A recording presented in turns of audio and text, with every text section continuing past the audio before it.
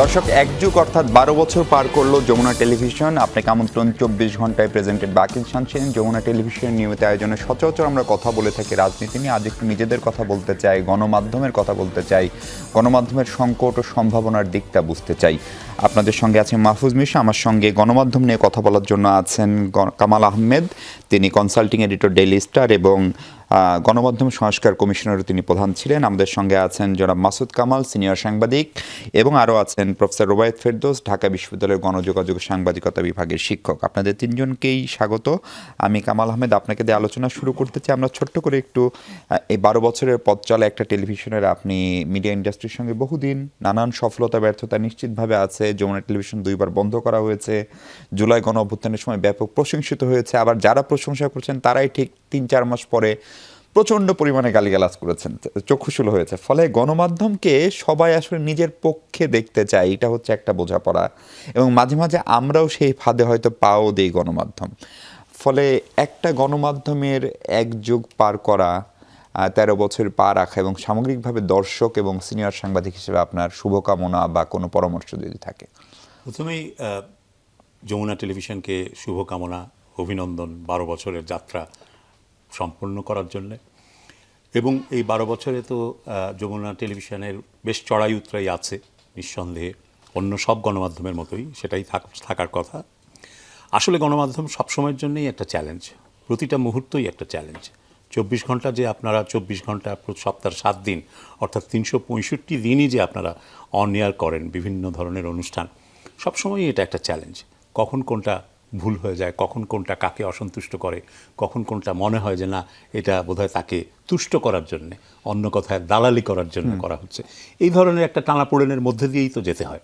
সুতরাং সেই টানাপোড়েন তো নিশ্চয়ই আপনারা চ্যালেঞ্জটা মোকাবিলা করে এসছেন।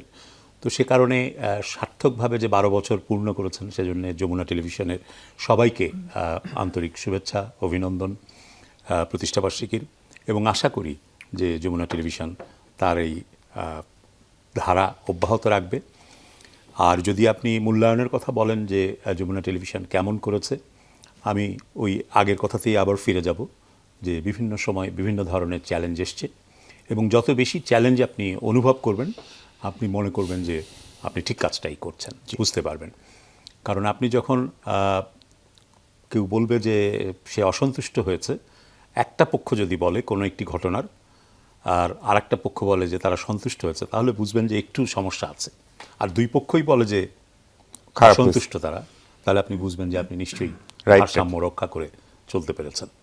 অর্থাৎ সরকারও আপনার কাভারেজে অসন্তুষ্ট, বিরোধী দলও আপনার অনুষ্ঠানের বা খবর কাভারেজে অসন্তুষ্ট, তাহলে আপনি বুঝবেন যে আপনি ঠিক পথেই আছেন। জি হ্যাঁ, কামাল আহমেদ ভাই, আপনি নিজে টেলিভিশনের মানুষ, দীর্ঘদিন টেলিভিশনে ছিলেন, ফলে একটা নিউজ চ্যানেলের কাছে দর্শকদের প্রত্যাশা একটু সম্ভবত বেশি, বিশেষ করে নিউজ ইস্যুতে। এবং বাংলাদেশে গণমাধ্যম মানে টেলিভিশন মানে নিউজ, এরকম একটা প্রপঞ্চ প্রায় দাঁড়িয়ে গেছে। কারণ ধরেন এই যে এত বড় একটা ঈদ গেল, ঈদের কোনো নাটক নিয়ে আলোচনা নাই, বরং কোথায় কোন দুর্ঘটনা ঘটলো সেটি নিয়ে মন্ত্রী কী বললো, টকশোতে কামাল আহমেদ কী বললো বা মাসুদ কামাল কী বললো, সেগুলো নিয়ে আলোচনা।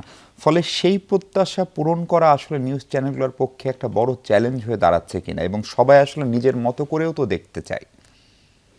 এটাই তো সমস্যা আমাদের এখানে মূল সমস্যা হলো কি, কোন টেলিভিশন অথবা কোন মিডিয়া ভালো করছে এটা আমি মাপি কীভাবে, যে আমি কিভাবে ভাবি, জি, আমার ভাবনার সঙ্গে যেটা মেলে আমি মনে করি ওইটাই সবচেয়ে ভালো মাধ্যম। এটা হলো আমাদের এখানে একটা খুব কমন। এটা মনে করেন যিনি সাংবাদিক উনিও ওইভাবে ভাবেন, যিনি কেরানি উনিও ওইভাবে ভাবেন, যিনি মন্ত্রী তিনিও সেভাবেই ভাবেন, এমনকি যিনি প্রধানমন্ত্রী উনিও সেভাবেই ভাবেন যে আমি যা করছি, আমাকে যে প্রশংসা করছে ওটা হলো ভালো মিডিয়া। যে কারণে আগের প্রধানমন্ত্রী দেখতেন উনি বলেই দিতেন যে 2টা পত্রিকা আমি পড়ি না, এবং ওই 2 পত্রিকার কোনো লোক ওনার প্রেস কনফারেন্সে থাকতে পারতো না। কী কারণে? কারণ ওই দুটো ওনার মতো করে ভাবেন না। যদি ওনার মতো করে ভাবতো তাহলে ওই দুটো ওনার কাছে ভালো ছিল। এখন ভালো মন্দটা নির্ভর করতেছে যে কে ভাবতেছে, কে দেখতেছে, কে পড়তেছে, তার রুচির উপর। এটা খুব স্বাভাবিক, এটা হয়তো সব দেশে ইনাম যায় না, আমাদের দেশে এটাই মোটামুটি এই প্র্যাকটিসে চলে। যেমন আমি দীর্ঘদিন টেলিভিশনে চাকরি করছি, প্রায় মানে 1 দশকের বেশি, এবং এখন তো আমি একদমই টেলিভিশনে মানে কোনো মিডিয়ার সঙ্গে আমি নাই, আমি একাই ঘরে বসে বসে করি। তো আমি যখন যেহেতু ঘরে বসে বসে কিছু একটা করার চেষ্টা করি, তো আমি কিন্তু টেলিভিশনগুলির উপর ডিপেন্ড করি। আমার বাসায় প্রাথমিক তথ্য সারাক্ষণ একটা টেলিভিশন থাকে, মানে চলে, পুরো সাউন্ড অফ করা, মানে অন্য যাতে ডিস্টার্ব না হয়। আমি ওই স্ক্রলগুলি পড়ি যে কোন টেলিভিশন। এখন ইন্টারেস্টিং হলো, আমি মানে আপনার বলার পরে আমি খেয়াল করলাম, আমি যে টিভিটা আমার এখানে সবসময় খোলা থাকে তার মধ্যে একটা আপনারটা।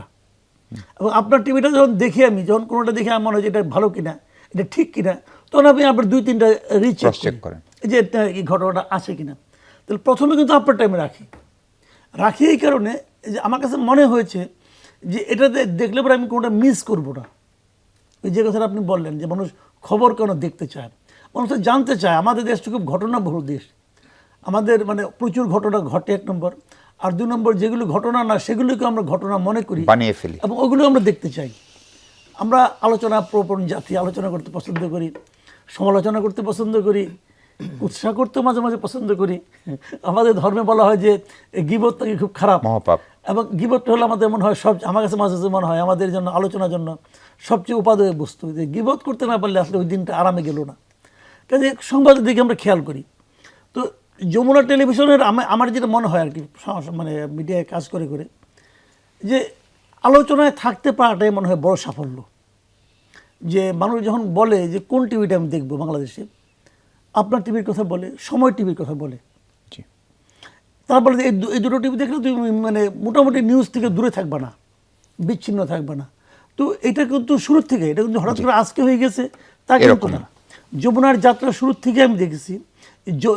যমুনার এই একটা জিনিস আছে যে লোকে ভাবে যে আমি দুটো টিভিও দেখি তাহলে আমাকে যমুনা দেখতে হবে, যাতে নাকি আমি কোনো কিছু, মানে একটা পারসেপশন তৈরি হয়েছে, একটা পারসেপশন তৈরি হয়েছে। এবং এই যে তৈরি হতে পারাটা, আমি মনে করি এটি একটা বড় সাফল্য। এবং 12 বছর টানা চলতে পারাটা, এই পারসেপশন নিয়ে, এটা একটা সাফল্য। জি, অনেক ধন্যবাদ প্রফেসর ওবায়দ ফেরদৌস। আপনি সাংবাদিকতা পড়ান, সাংবাদিকতা নিয়ে গবেষণা করেন।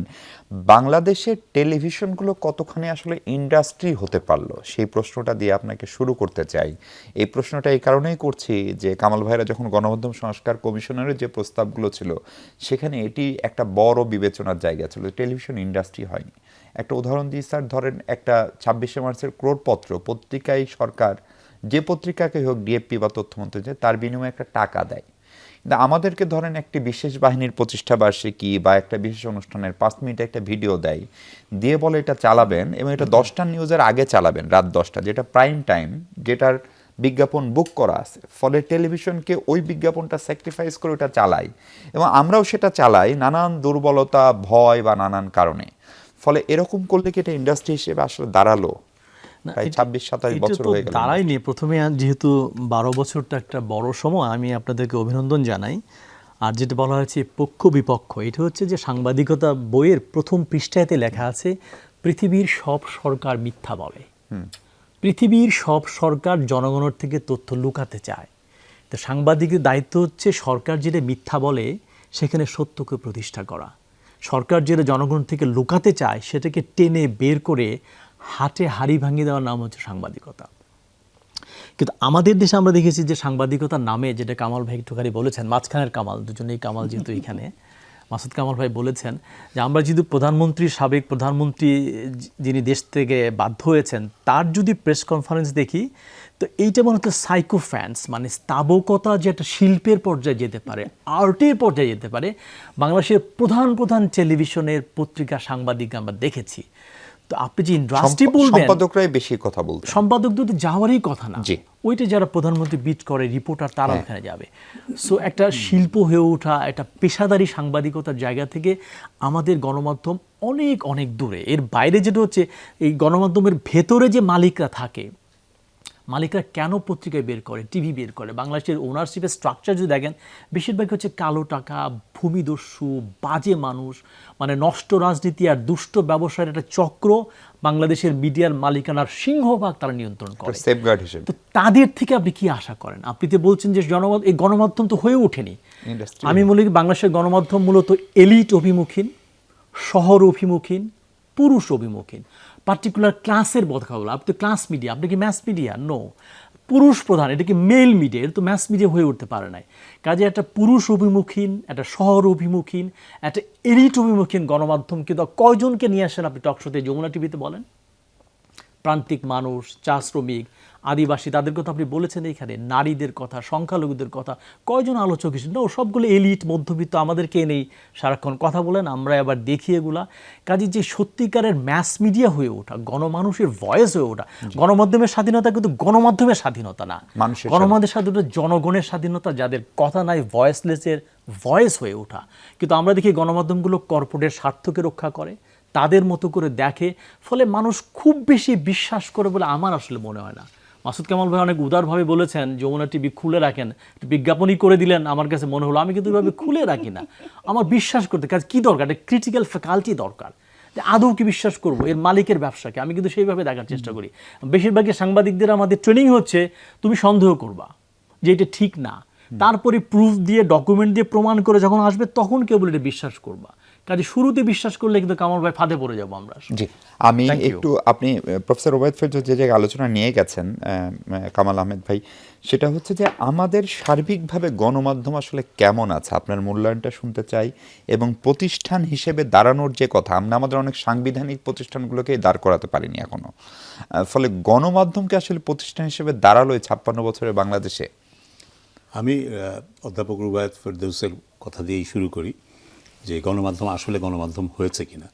গণমাধ্যম হয়নি সে কথা কিন্তু আমরা আমাদের কমিশনের প্রতিবেদনে বলেছি। কারণ এইখানে সংবাদপত্র বলেন, টেলিভিশন বলেন বা বেতার বলেন, যেটাই প্রতিষ্ঠিত হয়েছে, এমনকি এখনকার যে অনলাইনগুলো, সবই হয় ব্যক্তি স্বার্থ, নয় গোষ্ঠী স্বার্থ, নয় ব্যবসায়িক স্বার্থ, না হলে রাজনৈতিক স্বার্থ, এগুলো দ্বারা তাড়িত হয়ে এগুলোর উদ্দেশ্য সাধনের জন্যে তাদের রাজনৈতিক লক্ষ্য অথবা ব্যক্তির ব্যবসায়িক লক্ষ্য বা ব্যক্তির নানা ধরনের সুনাম অর্জনের লক্ষ্য ইত্যাদি বিভিন্ন লক্ষ্য থেকে এই ধরনের প্রতিষ্ঠানগুলো প্রতিষ্ঠিত হয়েছে। এখন যারা এখানে এসে সাংবাদিকতা করছেন, তারা কিন্তু সাংবাদিকতা করতে চান, তারা কিন্তু গণমানুষের কথা তুলে ধরতে চান, সেটা সংবাদের মাধ্যমে হোক, বিভিন্ন ধরনের প্রতিবেদনের মাধ্যমে হোক, বিভিন্ন অনুষ্ঠানের মাধ্যমে হোক, নানাভাবেই তারা তুলে ধরতে চান। তো সেইখানে একটা দ্বন্দ্ব আছে এবং সেই দ্বন্দ্বে শেষ পর্যন্ত কিন্তু যিনি মালিক, যার অর্থ এখানে বিনিয়োগ হয়েছে, তার সিদ্ধান্তই প্রাধান্য পায়। ফলে এইটা গণমাধ্যম হিসাবে আর তখন তার দায়িত্ব পালনে ব্যর্থ হচ্ছে। এটা হচ্ছে সামগ্রিকভাবে খুব সহজেই বলে ফেলা যায়। এখানে খুব বড় ধরনের তত্ত্ব প্রয়োগের কোনো বিষয় নেই, আমরা খালি চোখেই এটা দেখতে পাচ্ছি। এখন ধরেন এই যে যেমন একটা উদাহরণ আমি এখানে দিতে পারি, সংসদে প্রধানমন্ত্রী তার প্রশ্নের উত্তরে, এমপিদের প্রশ্নের উত্তরে একটা তালিকা দিলেন, কতগুলো 10টা গ্রুপের নাম দিয়েছেন, যে এই 10টা গ্রুপ তারা বিদেশে অর্থ পাচার করেছে এবং তাদের সেই পাচারের টাকা ফেরত আনার জন্য সরকার চেষ্টা করছে। ওই 10টা গ্রুপের মধ্যে অন্তত 2টি গ্রুপের গণমাধ্যম প্রতিষ্ঠান আছে এবং তারা তাদের গণমাধ্যম প্রতিষ্ঠানে, তাদের সংবাদপত্রে, তাদের টেলিভিশনে ওই কথাগুলো বাদ দিয়ে খবর প্রচার করলো। এইটা কি দায়িত্বশীলতা হলো? এটা কি সাংবাদিকতা হলো? এটা তো সাংবাদিকতা হতে পারে না। কারণ আপনি আপনার প্রতিষ্ঠান বলে আপনি সেখান থেকে নামটা বাদ দিয়ে দিবেন, এটা তো হতে পারে না। আপনার পাঠককে তো আপনি প্রতারণা করছেন উইদাউট এনি ডিক্লারেশন। আবার এমনও তো হতে পারে যে আমার গণমাধ্যম প্রতিষ্ঠান আছে বলে আমার গ্রুপের নাম আসেই নাই সেখানে, সেরকম কিন্তু সরকারের দিক থেকে যেটা এসছে সেটা আপনি সেটা নিয়ে প্রশ্ন করুন। সাংবাদিক হিসাবে আপনার কাছে যদি এই ধরনের তথ্য থাকে যে ওই 10টার বাইরে আরও 10টা আছে বা আরও একটা আছে যার সংবাদ মাধ্যমের প্রতিষ্ঠান আছে, গণমাধ্যমের প্রতিষ্ঠান আছে বলে সরকার ওটা বাদ দিয়েছে, তাহলে এটা তো একটা সরকারের বড় ধরনের অনিয়ম বা দুর্নীতি। তো সেটা আপনি চিহ্নিত করে তখন আপনি তুলে ধরবেন, এটাই হলো সাংবাদিকের কাজ। কিন্তু সেটা তো আমরা দেখি নাই। আমরা যেটা দেখলাম ঠিক উল্টোটা, যে সরকার যে তালিকা প্রকাশ করলো, প্রধানমন্ত্রী পার্লামেন্টে যেটা বললেন সেই নামও আমি সম্পাদনা করে বাদ দিয়ে দিলাম আমার প্রতিষ্ঠান কাগজে। এটা তো দায়িত্বশীল সাংবাদিকতা হতে পারে না। তো আমাদের সাংবাদিকতার এই একটা ক্রস রোডের মধ্যে অনেক দিন ধরেই আছে, ঘুরপাক খাচ্ছে। আমরা আপোষ করছি, কার জন্য আপোষ করছি? কখনো রাজনৈতিক কর্তৃত্বের জন্যে বা রাজনৈতিক কর্তৃপক্ষের ক্ষমতার কাছে, আবার কখনো কখনো প্রতিষ্ঠানের মালিক, বিনিয়োগকারী, কালো টাকার মালিক, তাদের কাছে আপোষ করছি।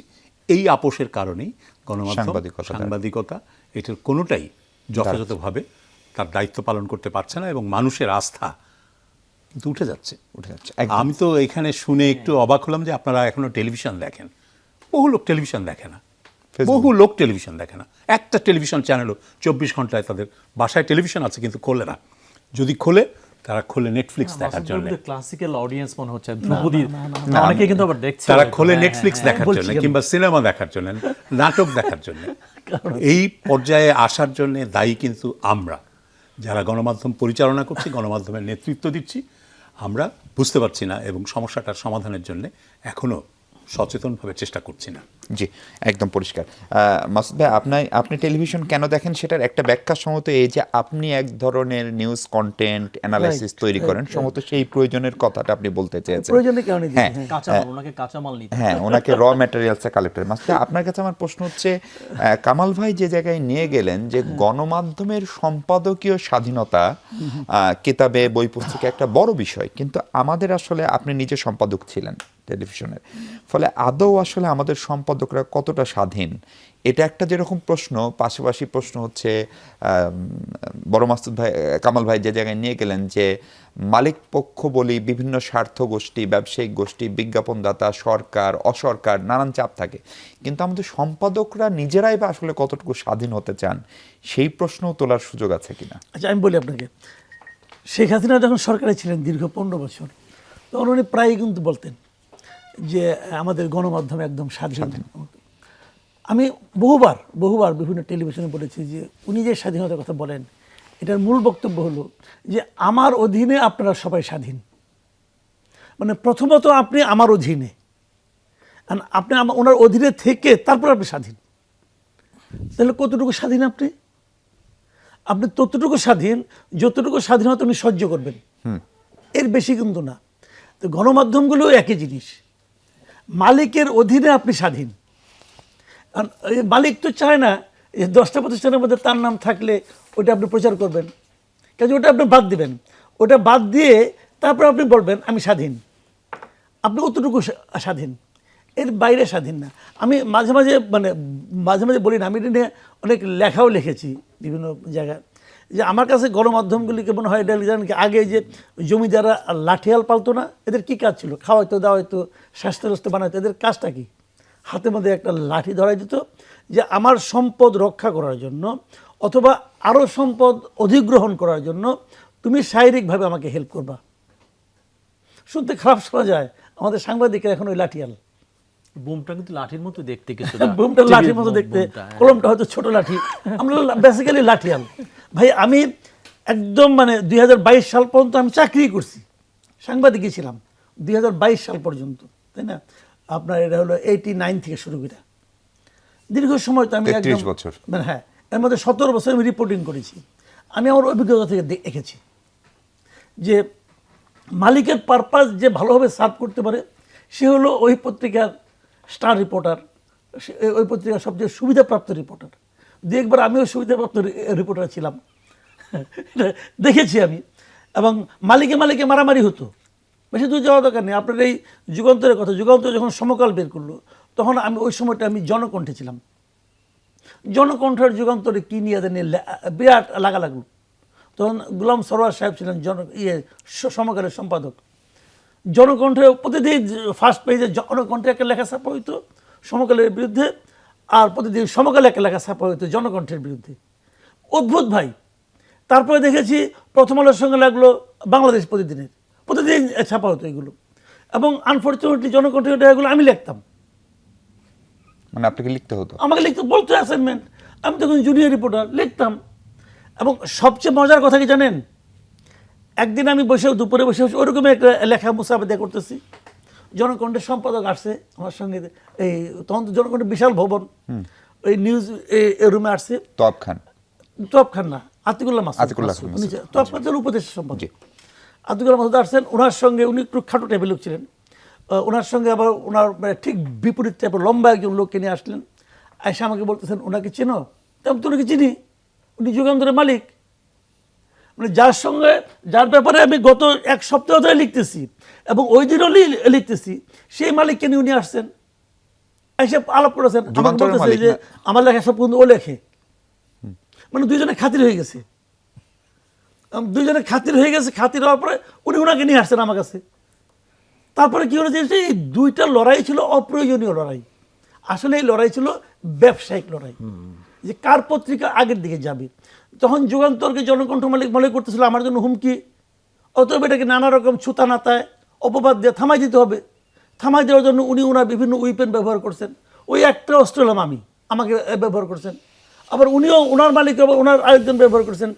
যে দুই সাংবাদিক ব্যবহৃত হয়েছে, এই দুই সাংবাদিক কিন্তু আবার মাঠে একসঙ্গে প্রেস ক্লাবে বসে বসে খাওয়া দাওয়া করে।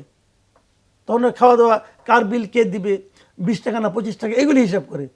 আর ওনার হিসাব করে 20 কোটি না 25 কোটি, ওইগুলি হিসাব করে। তার মানে সম্পাদকীয় স্বাধীনতা আসলে কিচ্ছু নাই রে ভাই, জিরো। আমি জানি তো ভাই, আমি তো প্র্যাকটিক্যাল করে আসছি, এবং আমি ওই নিচু পর্যায়ের থেকে শুরু করে জি আমি দেখে আসছি। কিচ্ছু করার নাই। টিভিতে ছিলাম আমি বাংলা ভিশনে, আমি বলি আপনাকে বাংলা ভিশনে কোথায় চট্টগ্রামের কিনে পীর সাহেবের কি একটা ওরস হবে, ওটা টিকারে যেতে হবে। তা আমি বললাম ভাই এটা টিকার হয় কীভাবে, এই পীরের নাম তো আমি শুই নাই, দিতে হবে। কারণ ওটা যে ফিনান্স ডিরেক্টর ওই পত্রিকার, সে হলো ওই পীরের মুরিদ।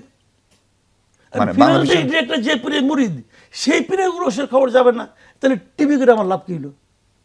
হিসাব ভাই সিম্পল। এবং এটা এখন কথা হলো কি, ওই যে টিকিটটা যাচ্ছে ওটা কি পীর সাহেব দেখতেছে নাকি তার মুরিদ দেখতেছে? তাবক দর্শকদের দেখতে তারা বাধ্য করতেছে। এই যে তাবক দর্শকের উপর যে টর্চারটা করতেছে, জি এই টর্চার করে তাকে কে দিছে? মালিক। কেউ দেয় নাই, টাকার বিনিময়ে সেটা অর্জন করে নিছে। পরিষ্কার একদম। জি রুবায়েত ফেরদৌস, আমার মনে আছে যে 5 আগস্টের পরে একজন ওয়েস্টার্ন ডিপ্লোম্যাট কিছু সাংবাদিকের সঙ্গে বসছিলেন। তো তখন তারা জিজ্ঞেস করলো যে আপনারা এখন কেমন স্বাধীনতা ভোগ করছেন। তো আমাদের একজন সহকর্মী তিনি বললেন যে এখন আমরা খুবই স্বাধীন, কারণ আগে আমরা শেখ হাসিনার বিরুদ্ধে কিছু লিখতে পারতাম না, এখন শুধু শেখ হাসিনার বিরুদ্ধেই লিখতে পারি। তো ফলে সেটা কোটেশন হিসেবে এই কারণে বললাম যে বাংলাদেশে গণমাধ্যমের সম্পাদকীয় স্বাধীনতা অবশ্যই অন্য স্বাধীনতা আছে, মালিকের স্বাধীনতা আছে, বিজ্ঞাপনদাতার স্বাধীনতা আছে, কিন্তু সম্পাদকীয় স্বাধীনতা কি আসলে একটা মিথ কিনা, এবং এটা না, আশপাশের দেশগুলোর এটা সঙ্গে মিথ তুলনা না। আমি করলে দুই কামাল ভাইয়ের সঙ্গেই আংশিক একমত, আবার দ্বিমত করি যে কোথায় আসলে থাকতে হয় ব্যাপারটা। এটা আপনারা তত্ত্বকে অনেক সময় সমালোচনা করেন, কিন্তু একদম ক্লাসিক্যাল মার্কসিস্ট স্ট্রাকচার দিয়ে এটাকে ব্যাখ্যা করা সম্ভব বাংলাদেশের সমস্ত গণমাধ্যমকে। সেটা হচ্ছে একটা বেসিক স্ট্রাকচার থাকে, একটা সুপার স্ট্রাকচার থাকে। বেসিক স্ট্রাকচার হচ্ছে ইকোনমি বা অর্থনীতি, আর সুপার স্ট্রাকচার হচ্ছে অর্থনীতি ছাড়া বাকি সমস্ত বিষয় হচ্ছে উপরিকাঠামোর বিষয়।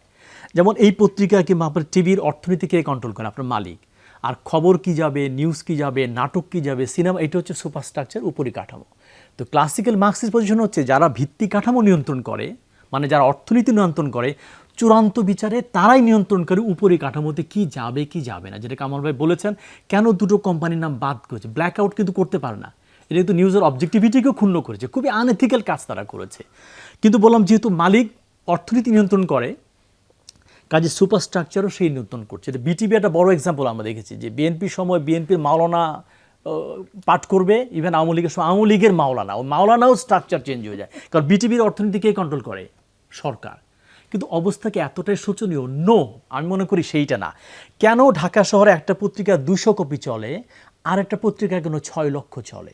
কেন একটা টিভি অনুষ্ঠানের টিআরপি একজনের মাত্র 2000 দেখে, আরেকজন কেন 20 লক্ষ দেখে? তার মানে কি, সমস্ত কিছুর বাইরেও আপনাকে একটা এথিক্যাল সাংবাদিকতা করতে হয়, একটা গুড রিপোর্টিং করতে হয়, একটা ইনভেস্টিগেটিভ জার্নালিজম করতে হয়, প্রতিদিন সাজগোজ করে বানান ভুল মুক্ত হয়ে পাঠকের কাছে আপনাকে একটা পত্রিকা পৌঁছাতে হয় দরজার নিচ দিয়ে। কালকেই আমি বলতে পারি হকারকে যে এক্স না দিয়ে ওয়াই পত্রিকা দাও, মালিক কিছু বলতে পারবে আমাকে? সরকার বলতে পারবে? কেউ বলতে পারবে না। তার মানে এতটাই কিন্তু আপনাকে প্রতিদিন পাঠকের কাছে টিভিকে পত্রিকাকে জবাবদিহিতা করতে হয়, যে কারণে কেউ 2000 চলে, কেউ 10 লক্ষ চলে। এইটাই হচ্ছে চূড়ান্ত বিচারে গণমাধ্যমের স্বাধীনতার কিন্তু আর জবাবদিহিতার জায়গা তৈরি করে। একটা পত্রিকা খালি বানান ভুল করেন আপনি প্রতিদিন নিউজের মধ্যে, 1 মাস পর দেখবেন যে পত্রিকা মানুষ নিচ্ছে না। টেলিভিশনের স্ক্রলে আমি দেখি প্রচুর বানান ভুল। অনেক টিভিতে আমি গেছি, বাংলা ডিকশনারি না, অনেক টিভিতে বিশ্বাস করেন আমি নিজে বাংলা অভিধান এনে, আমি যেহেতু বাংলা একাডেমির মেম্বার, কম দামে পেতাম, আমি গিফট করেছি তাদেরকে। একটা অভিধানও খুঁজে পায় না, এত ভুল যায় এখানে। কাজে যে ভুল করবে দিনের পর দিন, মিথ্যা তথ্য দিবে, মিসইনফরমেশন, ডিসইনফরমেশন, আখেরে পাঠক সেখান থেকে মুখ লুকিয়ে নিবে।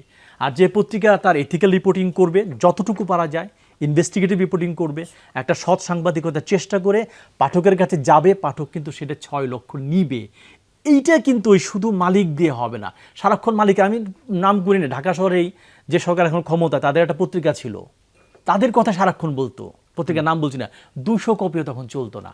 তো আমার কথাই তো বলে, আমার পার্টির কথা বলে, আমি কেন কিনি না? সে নিজেও এটা বিশ্বাস করে না। ওই কামাল ভাই যে বললেন প্রধানমন্ত্রীর কথা সাবেক যে পত্রিকা দুটো পড়ি না, ওই দুইটা পত্রিকায় বেশি পড়ে বলেই তার প্রতি রাগটা হয়ে যায় আসলে, জানে যে এরা অন্তত অন্য কিছু চেয়ে বেশি সত্য কথা বলে। এইটুকু আমার কথা। জি, আমি একটা বিরতিতে যাই। তার মানে তো প্রফেসর রোবায়েত ফেরদৌস যে জায়গায় নিয়ে গেলেন, গণমাধ্যমের আংশিক একটা অংশ হলেও গণমানুষের কথা বলে বা গণমানুষের পক্ষে কথা বলার চেষ্টা করে। এখন তাদেরকে প্রণোদনা দেওয়া বা তাদেরকে বাঁচিয়ে রাখার জন্য একটা নতুন সরকার ক্ষমতায়, এই সরকারের সময়ে কী ধরনের নীতি কৌশল বা আপনারা বিশেষ করে কামাল ভাই আপনারা যে কমিশন রিপোর্টটা দিয়ে গেলেন, সেই রিপোর্টটা নিয়ে আমরা দেখেছি যে বিদায়ী সরকার, অন্তর্বর্তী সরকার খুব বেশি উচ্চবাচ্যও করেনি, কাজ করা তো দূরের কথা। ফলে এই সরকারের সঙ্গে সেটি নিয়ে কোনো আলাপ আলোচনার সুযোগ আছে কিনা বা আমরা এক ধরনের কাউন্সিলিংও করতে পারি কিনা সরকারকে, সেই প্রসঙ্গে কথা বলবো। দর্শক, তার আগে ছোট্ট একটা বিরতি নিই।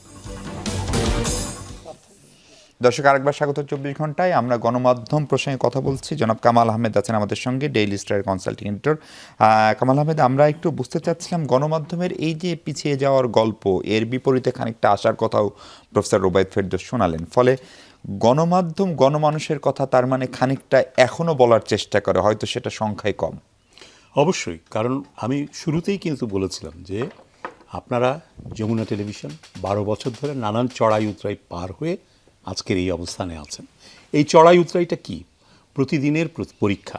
টেলিভিশনের হচ্ছে প্রতি মুহূর্তের পরীক্ষা। আপনার দর্শক এটা গ্রহণ করছে কি করছে না, সংবাদপত্রের ক্ষেত্রেও তাই, পাঠক গ্রহণ করছে কি করছে না, তারাই হচ্ছে চূড়ান্ত বিচারক যে এই প্রোডাক্ট, যেই পণ্য তারা নিচ্ছে সেই পণ্যটা বিশ্বাসযোগ্য কিনা, যথার্থ কিনা, তাদের স্বার্থ রক্ষা করছে কিনা বা তাদের স্বার্থের প্রতিফলন তাতে আছে কিনা। সুতরাং এই পরীক্ষাটা আমাদের সবসময় দিতে হয় এবং আমরা গণমাধ্যম হতে পারছি কিনা সেটার ফলাফল কিন্তু ওই পাঠক এবং দর্শকের সংখ্যার বিচারেই বলতে হবে। কিন্তু সমস্যা অন্য জায়গায় আছে। বাংলাদেশে 46টা টেলিভিশন এখন চলছে, সংবাদপত্রের ক্ষেত্রে কয়েক হাজার। তো এই যে এতগুলো পত্রিকা, এতগুলো টেলিভিশন, এতগুলো রেডিওর সংখ্যাও কিন্তু 24-এর ওপরে বোধহয়। তো এগুলো সব কিছুর কি পাঠক আছে, সব কিছুর কি দর্শক আছে, মার্কেট আছে? উনি অধ্যাপক রোবায়েত বললেন যে 2000 বা 200 কপি চলে এরকম পত্রিকাও আছে। তো ওই যে 200 কপি চলে, ওই 200 কপি কেন চলে? মালিক চান তার স্বার্থের প্রতিফলন যাতে থাকে, কোনো না কোনোভাবে তিনি ওই পত্রিকা দিয়ে উপকৃত হন, লাভবান হন। তো একইভাবে 46টা চ্যানেলের মধ্যে হয়তো 2টো চ্যানেলের ব্যাপক জনপ্রিয়তা আছে এবং কার্যকারিতা আছে, বাকি চ্যানেলগুলোর কিন্তু খুব একটা কার্যকারিতা নেই। কিন্তু তারপরেও ওইটার কার্যকারিতা তাদের মালিকের কাছে, কারণ তারা ওইটা দিয়ে কোনো না কোনো সুবিধা নেন। হয়তো সংসদে মনোনয়ন নিতে সুবিধা হয়, কিংবা মন্ত্রিত্ব পাওয়া যায়, অথবা ব্যবসা পাওয়া যায়, এরকম কিছু না কিছু, অথবা ট্যাক্স ফাঁকি দেওয়া যায়। তো সেই কারণেই আপনার গণমাধ্যমের সংকটটা থেকে যাচ্ছে। আপনি শুরুতে আর একটা কথা বলেছিলেন যে বিভিন্ন বেসরকারি টেলিভিশন চ্যানেলকে বিজ্ঞাপনের পিক আওয়ারে সরকারি ভিডিও চালাতে হয় বিভিন্ন উপলক্ষে, স্বাধীনতা দিবস কিংবা বিভিন্ন বাহিনীর দিবস কিংবা বিভিন্ন আন্তর্জাতিক দিবস থাকে সেসব দিবসে। এখন সমস্যা হচ্ছে যে আপনারা সরকারি টেলিভিশন, এই বেসরকারি টেলিভিশনগুলো যখন টেলিভিশন চ্যানেলের অনুমতি নিয়েছে তখন কিন্তু লিখিতভাবে অঙ্গীকার করে এসছে এই সরকার যা রাষ্ট্রের প্রয়োজনে প্রচার করার প্রয়োজন হবে সেগুলো প্রচার করবে, একেবারে নির্দ্বিধায়, এমনকি সেটা সংবাদ বুলেটিন পর্যন্ত। সুতরাং সরকার যদি কোনো সংবাদ বুলেটিন আপনার এখানে পুনঃপ্রচার করতে চায় তাহলে আপনি পুনঃপ্রচার করবেন, যে কারণে বিটিভির খবর আমরা পুনঃপ্রচার করছেন। এখন হয়তো সবাই করে না, কিন্তু কেউ কেউ করে। তো এইটা সমস্যা আসলে কাঠামোর মধ্যেই রয়ে গেছে। আমাদের লাইসেন্সিংয়ের প্রসেসটা ত্রুটিপূর্ণ ছিল এবং এই ত্রুটিপূর্ণ লাইসেন্সিংয়ের প্রসেসের কারণেই বিভিন্নজন বিভিন্নভাবে সুযোগ সুবিধা নিয়ে লাইসেন্স নিয়েছেন এবং সেই স্বার্থ রক্ষা করে চলেছেন। গণমাধ্যমকে আমি আবারও ফিরে যাব ওই কথায় যে সাধারণ মানুষের কাছে গ্রহণযোগ্য হতে হবে, বিশ্বাসযোগ্য হতে হবে, এবং গ্রহণযোগ্য এবং বিশ্বাসযোগ্যতার আর একটা মাপকাঠি হচ্ছে তাদের জবাবদিহিতা। আপনি শুধু সঠিক খবর প্রচার করলেন তাতেই যে আপনি জবাবদিহি হয়ে গেল তা কিন্তু না, আপনার জবাবদিহিতার দরকার আছে এবং সেই জবাবদিহিতার কারণেই প্রয়োজনেই আমরা কিন্তু সংস্কার কমিশন থেকে বলেছিলাম যে এই মালিকানার কাঠামোর ক্ষেত্রে পরিবর্তন প্রয়োজন। আমরা বলেছিলাম যে পাবলিক লিমিটেড কোম্পানি হলে একটা অন্তত বাধ্যবাধকতা তৈরি হয় এবং সেখানে মেজরিটি শেয়ার হোল্ডার থাকবেন, যারা উদ্যোক্তা আছেন তারা থাকবেন, কিন্তু প্রতি বছরে অন্তত তাদের একটা হিসাব KZM হবে, প্রকাশ্যে Audit প্রকাশ হবে। করতে হবে। আবার আরও একটা দিক থেকে যদি সেটা সম্ভব নাও হয় পাবলিক লিমিটেড কোম্পানি করা, বা পাবলিক লিমিটেড কোম্পানি করার আগ পর্যন্ত সময় প্রত্যেকটা গণমাধ্যম প্রতিষ্ঠানের অডিটেড হিসাব, নিরীক্ষাকৃত হিসাব প্রকাশ করার একটা বাধ্যবাধকতা থাকা উচিত। তারা কোত্থেকে কত আয় করছেন এবং কিভাবে ব্যয় করছেন সেটার স্বচ্ছতা একটা থাকা দরকার। কারণ তা না হলে তো আমরা দেখছি যে কিভাবে এখানে কালো টাকা ঢুকছে এবং কিভাবে গণমাধ্যম প্রভাবিত হচ্ছে। সেজন্য এটা অত্যন্ত জরুরি। অত্যন্ত জরুরি। আর আপনি বলছেন নতুন সরকারের সাথে সংস্কারের বিষয়ে কোনো আলোচনা হয়েছে কিনা। আমার সাথে কোনো আলোচনা এখনো হয় নাই। যদি সরকার আমন্ত্রণ জানায় আমরা যাব আলোচনা করতে। গত সরকারের সময় গত সরকারের তরফ থেকে যেটা করার কথা ছিল সেটা করেনি তারা। তাদের সবচাইতে মানে অবহেলার শিকার তথ্য মন্ত্রণালয়, যে মন্ত্রণালয়ে 3 জন 18 মাসের মধ্যে দায়িত্ব নিয়েছেন এবং তাদের মধ্যে 2 জন তো একেবারেই প্রথমবারের মতন তারা রাজনীতিতে বা সরকারি ইয়েতে এসছেন, ছাত্র নেতৃত্ব থেকে কোনো ধরনের অভিজ্ঞতার ছিল না তাদের। ফলে তাদেরকে আমি বলবো যে আমলারা গোল খাইয়েছেন, সোজা হিসাব। আর পরে যিনি দায়িত্বে এসেছিলেন সৈয়দ রেজওয়ান 1-1.5 মাস, সৈয়দ রেজওয়ান হাসান, তার তো কাজ করার সুযোগ তখন আর ছিল না, তিনি করেনও না। এবং তিনি যা করার চেষ্টা করেছেন সেখানেও বিভ্রান্ত হয়েছেন, তাকেও বিভ্রান্ত করার চেষ্টা করেছে তার আমলারা, এবং শেষ পর্যন্ত কোনোটাই কিছু হয়নি। জি, মাসুদ কামাল, এই নতুন সরকার একজন তথ্যমন্ত্রী, এখন তথ্য মন্ত্রণালয় ধরেন নতুনভাবে সাজানো হয়েছে, একজন মানে জেনুইন রাজনীতিবিদ তিনি এখন তথ্যমন্ত্রী। ফলে সেখান থেকে কোনো আশার আলো দেখেন কিনা, বিশেষ করে গণমাধ্যম কর্মীদের ভাগ্য উন্নয়নে? ধরেন গণমাধ্যম কর্মীরা, আমরা গার্মেন্টস শ্রমিকদের বেতন হচ্ছে কিনা সেগুলো নিয়ে কথা বলি, কিন্তু আমরা নিজেরাই অনেক সময় বেতন পাই না। আমাদের ইনক্রিমেন্ট, আমাদের গ্র্যাচুইটি, প্রভিডেন্ট ফান্ড, অন্যান্য আর্থিক সুবিধাদি কিচ্ছু নাই।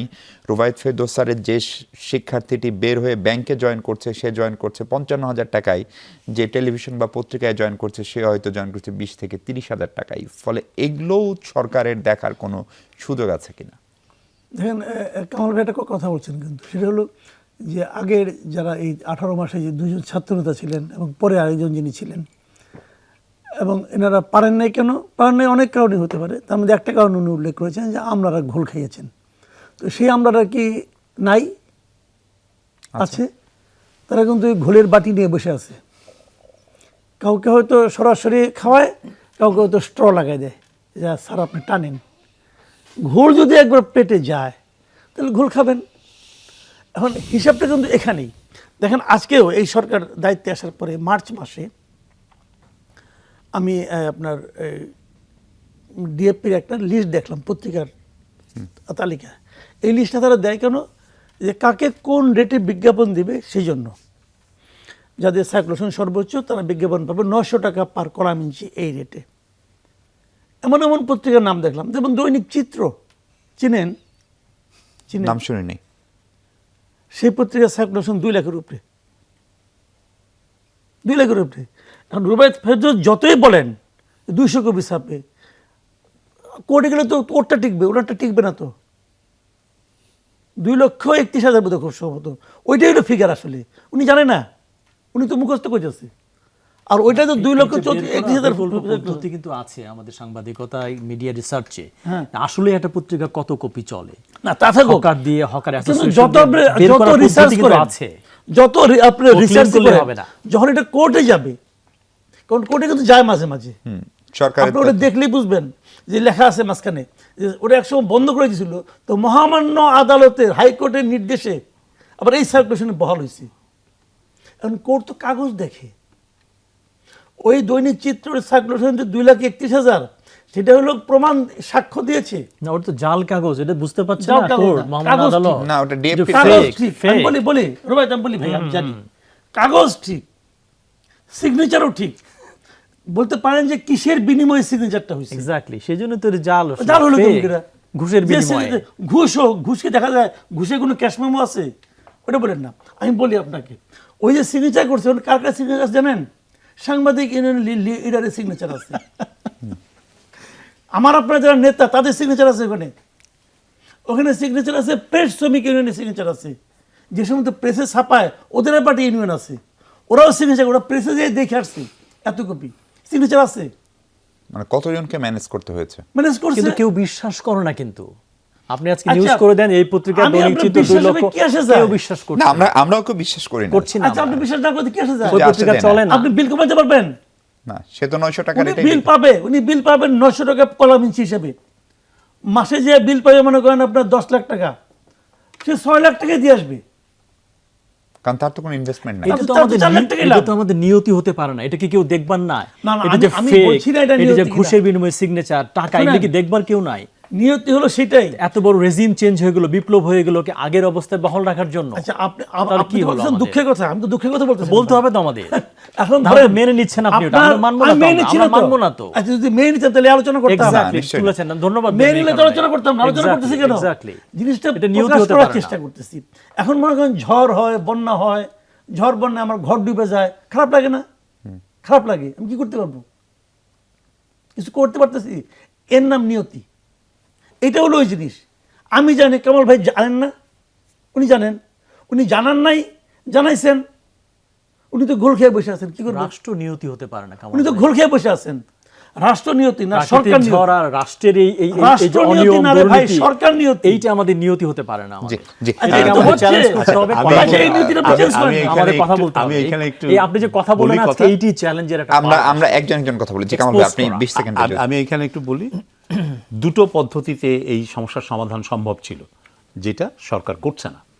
একটা পদ্ধতি হচ্ছে যে হকার্স অ্যাসোসিয়েশনে যেই কাগজ বিক্রি হয় তার একটা হিসাব পাওয়া সম্ভব সেখান থেকে, কারণ তারা টাকার বিনিময়ে তো টাকা দিচ্ছে, তো তো সেই হিসাবটা নিলে এটা একটা সম্ভব। আর দ্বিতীয় আর একটা পদ্ধতি হচ্ছে যে প্রতিটা কোম্পানিকে তো কাগজ বিক্রির পরে ট্যাক্স দিতে হয়, তো যে তাদের আয় যা হয়েছে রেভিনিউ, Exactly. সেই রেভিনিউয়ের উপর ট্যাক্স দিতে হয়। সুতরাং ট্যাক্সের ছাড়পত্রে তিনি কত কাগজ বিক্রি দেখিয়েছেন সেটা দেখা, সেটার উপর নির্ভর করে। কারণ যদি 1 লক্ষ কাগজ বিক্রি হয়ে থাকে, তিনি 2 লক্ষর জন্য ট্যাক্স দেবেন না। আমরা বলেছিলাম সেগুলো, এবং আমরা বলেছিলাম যে এই পুরো পদ্ধতিটাই যে যাচাই পদ্ধতি, যেখানে ঘুষ নেওয়া হচ্ছে, সাংবাদিক ইউনিয়নের নেতা কিংবা প্রেস ইউনিয়নের নেতা আর সরকারি কর্মকর্তারা ঘুষ নিচ্ছেন, সেখানে সেই ইন্সপেকশন রেজিম, যেটা তদন্ত বা অনুসন্ধানের যে ব্যবস্থা, সেখানে সিভিল সোসাইটির ইনভলভমেন্ট আনা হোক, আমি একটু- বিজ্ঞাপনদাতাদের অন্তর্ভুক্ত করা হোক প্রতিনিধি, তাহলে অনেকটাই ট্রান্সপারেন্সি আসবে। সেগুলো করা হয়নি। আমাকে আমি আবার- আর একটা আশঙ্কার কথা এখানে আমাকে বলতেই হবে। আমরা ব্রেকের পরে একটু বলেন। আমার হাত এক ঠিক মিনিট, আছে। দর্শক ছোট্ট একটা বিরতি নিয়ে ফিরছে একটু পরে। দর্শক, বিরতির পর একবার স্বাগত 24 ঘন্টায়। আমরা কথা বলছি গণমাধ্যম নিয়ে। কামাল আহমেদ আছেন আমাদের সঙ্গে। কামাল ভাই, এই যে গণমাধ্যমের কর্মীদের যে নিরাপত্তা, সার্বিক নিরাপত্তা, চাকরির নিরাপত্তা, বেতনের নিরাপত্তা, পরবর্তী জীবনের নিরাপত্তা, সেটার জন্য আসলে কিছু করা সম্ভব কিনা শেষ পর্যন্ত? অবশ্যই করা সম্ভব। সেটার জন্য আপনার একটা টেকসই বাণিজ্যের পদ্ধতি, টেকসই Business ব্যবসায়িক বিজনেস মডেল আপনার দাঁড় করাতে হবে, এবং সেই টেকসই বিজনেস মডেল কি হতে পারে সেটা সম্পর্কে আমরা আমাদের সংস্কার কমিশনের সুপারিশমালায় বলেছিলাম। সাংবাদিকদের ক্ষেত্রেও সাংবাদিকদের অর্থনৈতিক নিরাপত্তা ব্যক্তিগত জীবনে যদি না থাকে, তাহলে সাংবাদিকতার স্বাধীনতাও জলাঞ্জলি চলে যাবে এবং সেটা রক্ষা করা সম্ভব হবে না, সেটাও আমরা বলেছিলাম। কিন্তু আমি ফিরে আসবো ওই কথায় যে সরকারের দিক থেকে কি করা হবে না হবে সেটার উপরে এখন অনেক কিছুই নির্ভর করছে। নতুন সরকারের তথ্যমন্ত্রী রাজনীতিবিদ, তিনি চাইলে অনেক কিছুই করতে পারেন, কিন্তু ওই যে কিছুক্ষণ আগে যে আলোচনাটা হচ্ছিল যে আমলারা ঘোল খাওয়ান যারা মন্ত্রণালয়ের দায়িত্বে থাকেন বা মন্ত্রী থাকেন তাদের ক্ষেত্রে, যেটা এর আগে উপদেষ্টা পরিষদের ক্ষেত্রে হয়েছে, উপদেষ্টাদের ক্ষেত্রে। আমার আশঙ্কা, আমরা সম্প্রতি এই যে পার্লামেন্টে দেখলাম যে অনেকগুলো অধ্যাদেশ অন্তর্বর্তী সরকারের সময়ের গুরুত্বপূর্ণ অধ্যাদেশ, বিচার বিভাগের স্বাধীনতা সংক্রান্ত, মানবাধিকার কমিশন সংক্রান্ত, গুম কমিশন সংক্রান্ত যে অধ্যাদেশগুলো ল্যাপস হতে দেওয়া হচ্ছে, যেগুলোকে অটোমেটিক্যালি মরে যেতে দেওয়া হচ্ছে, সেগুলো কেন অটোমেটিক্যালি মরে যেতে দেওয়া হচ্ছে? সাংবাদিকরা খোঁজ নিলেই দেখবেন যে এগুলোর পেছনে আমলারা আছেন। আমলারা আপত্তি দিয়েছেন যে মানবাধিকার কমিশনের মনোনয়নের ক্ষেত্রে আমলাতন্ত্রের যে বাছাই কমিটি, সেইখানে সরকারের প্রতিনিধিত্ব কম আছে, এখানে সরকারের প্রতিনিধিত্ব বাড়াতে হবে। কারণ চেয়ারম্যান তো তারাই হন। তারা বলেছেন যে মানবাধিকার কমিশনকে নিরাপত্তা বাহিনীর বিরুদ্ধে মানবাধিকার লঙ্ঘনের বিষয়ে তদন্ত করার যে এখতিয়ার দেওয়া হচ্ছে, সেখানে সরকারের অনুমতি নেওয়ার বাধ্যবাধকতা রাখা দরকার, তা না হলে এটা আমরা নিয়ন্ত্রণে রাখতে পারবো না, এই ধরনের নানান ধরনের আপত্তি দিয়ে তারা এগুলোকে মৃত্যুর মুখে ঠেলে দিয়েছেন। রাজনৈতিক নেতৃত্ব যদি ওইগুলো মেনে নেয়, তা আমার তো আশঙ্কা যে কোনো সংস্কারের ক্ষেত্রে সে সংস্কার যতই গুরুত্বপূর্ণ হোক একই পরিণতি হতে পারে। আমি আশা করব এখনও যে সরকারের দিক থেকে এখন খুবই প্রাথমিক সময়, আলাপ আলোচনা সরকারের দিক থেকে তথ্য মন্ত্রণালয় শুরুই করেনি। তথ্য মন্ত্রণালয় যদি আলাপ আলোচনা শুরু করে, আমি এই কথাগুলোই আবার বলবো, এবং আমি আশা রাখতে চাই যে তারা এটা করতে পারে। ভরসা রাখতে চান, একদম সময় নেই। মাসুদ কামাল ভাই, আপনার কাছে দুটো জিনিস, একটা হচ্ছে সাংবাদিক যে কেউ হতে পারে কিনা, মানে মনে হচ্ছে যে আমরা যে কেউ সাংবাদিক, এবং কোনো একটা ইভেন্টে গেলে মানে প্রাতিষ্ঠানিক সাংবাদিকের চেয়ে এক মোবাইল এক সাংবাদিক, এরকম এটা একটা বড় বিভ্রান্তিও তৈরি হয়। তাদের কারো আচরণ, সবাই না, অথবা মোবাইল দিয়ে সাংবাদিকতা করা যাবে না সেটাও বলছে না, সেটা বিশ্বব্যাপী হচ্ছে। কিন্তু একটা সম্পাদকীয় ননার মাধ্যমে যাওয়া সাংবাদিকতা আর ব্যক্তিগতভাবে একটি মোবাইল নিয়ে দাঁড়িয়ে যাওয়া, আমি খুব সংক্ষেপ উত্তর দিই। ওই যে যে কেউ ডাক্তার হতে পারে, যে কেউ সাংবাদিক হতে পারবে। বাংলাদেশে কিন্তু সবাই ডাক্তার। জ্বর হলে কিন্তু যাই বলে আমার একটা প্যারাসিটামল দেন, আরেকজন বলতে না না না প্যারাসিটামল কাজ হবে না, আপনি যদি অ্যান্টিবায়োটিকও খান, অবশ্যই খেয়ে ফেলায়। তো বাংলাদেশে যদি সবাই ডাক্তার হতে পারে, সবাই সাংবাদিক হতে পারবে না কেন? আপনি যদি মনে করেন যে ডাক্তারিটা একটা শেখার ব্যাপার আছে, এখানে একটা প্রথাগত প্রাতিষ্ঠানিক শিক্ষার দরকার আছে, তাহলে তো রুগী মরতে পারে, এই জন্য এটা শেখা দরকার আছে। সাংবাদিকতা করে রুগী মরে না? মরে, প্রচুর মরে। একটা লাইন ভাই, একটা লাইন, একটা ওষুধ খেলে তার একটা চিকিৎসা আছে। আপনি একটা খালি বাক্যের মধ্যে একটা শব্দ চেঞ্জ করে দিবেন, একটা সংসার ধ্বংস হয়ে যাবে ভাই, একটা সংসার ধ্বংস হয়ে যাবে। ওই যে টিকার যায় না আমাদের, এখন তো টিকারটা আগে ছিল না, টিকারটা এখন যায় টিভিতে, একটা লাইন খেলে একবারের জন্য চলে গেল, একটা সংসার ধ্বংস হয়ে যায়। তো এই দায়িত্ববোধটা একটা প্রাতিষ্ঠানিক শিক্ষার দরকার আছে কিনা। যে লিখেছে সে হয়তো না বুঝে লিখে দিচ্ছে, কিন্তু এখানে যে একটা জিনিস, এখানে যে একটা পেশাগত ব্যাপার আছে, একটা পেশাদারিত্বের ব্যাপার আছে, শিখা লাগবে না? সব কিছু শিখতে হয়, ডাক্তারি শিখতে হয়, নার্সিং শিখতে হয়, ইঞ্জিনিয়ারিং শিখতে হয়, সাংবাদিকতা শিখতে হয় না। এবং উদাহরণ খুব ফাইন উদাহরণ দেয়, সাংবাদিকতায় পাশ করে কে কত বড় সাংবাদিক হয়েছে। আরে ভাই, আগে তো ডিপার্টমেন্টে ছিল না, সেটা এক কথা, ওই উদাহরণ তো এখন চলবে না। আমাকে একজন বলতেছে, এই মিয়া আপনাদের সম্পাদক তোয়াব খান, সে কি সাংবাদিকতা পড়াশোনা করছে? সে কি সাংবাদিক না? ভালো উদাহরণ, কোনো সন্দেহ নাই। MBBS কোর্স চালু হওয়ার আগে লোকে চিকিৎসা করতো না? করতো তো, একদম সময়। এখন কেন ওখানে পাঠাবো আমার পোলারে?